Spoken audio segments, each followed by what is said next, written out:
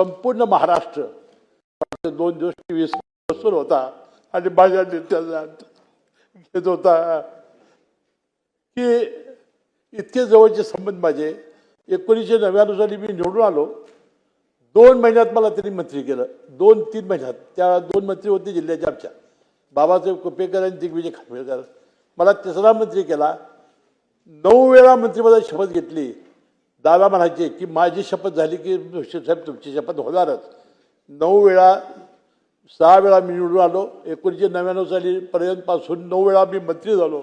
यावेळा ते मला सोडून गेले. मी त्यांच्या मुठ्यात मला शांती अर्पण करतो.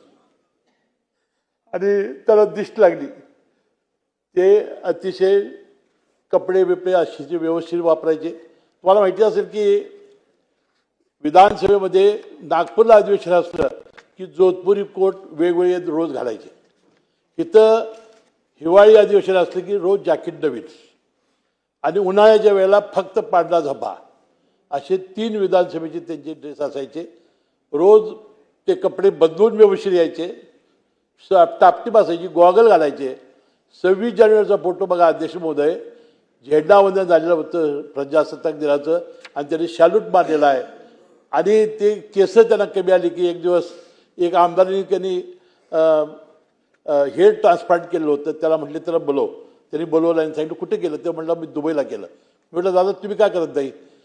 केस असले तरी मी देखणं आहे का नाही?